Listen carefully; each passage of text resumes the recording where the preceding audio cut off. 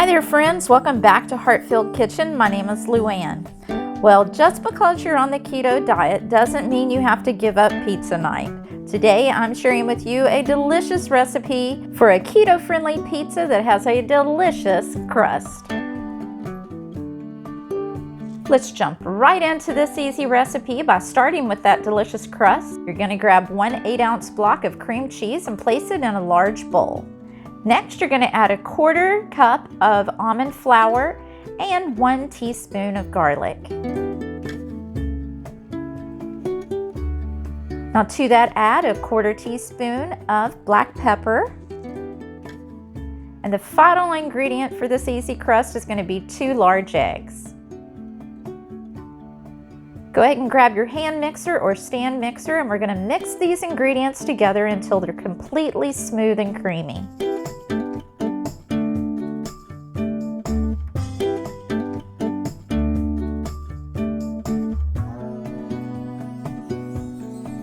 Now take that creamy mixture and pour it into a sprayed 13x9 casserole dish, and you're going to bake that at 350 degrees for 12 to 15 minutes or until it's golden brown.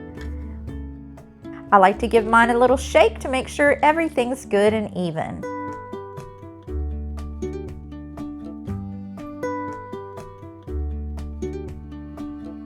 When it's finished baking, allow your crust to cool for 10 minutes.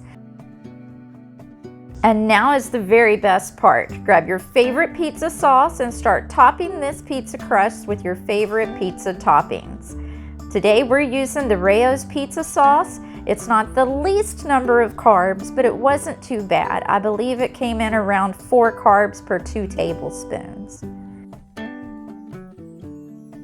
Next, I like to sprinkle about 1/2 cup of shredded mozzarella cheese and then the rest of our toppings. Today I'm doing pepperoni, and then I have some leftover mix. It's burger and feta cheese and a bunch of seasonings that I added to my stuffed portobello mushrooms. If you missed that video, I'll link it up above. Next, I'm adding some fresh mushrooms.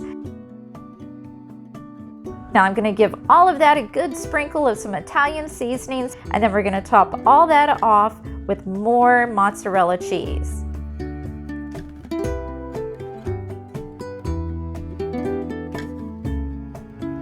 Add a little parsley to the top and pop that back into your 350-degree oven for an additional 10 to 15 minutes until all of your cheese is melted and it's nice and bubbly and your edges are golden brown.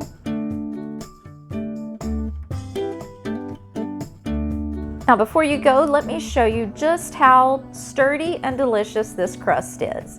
It's stable enough that you can pick this pizza up and eat it, or you can cut it with a fork like you see here. If you enjoyed today's video, friends, I hope that you'll give it a big thumbs up. And if you're new here, I would love it if you'd subscribe.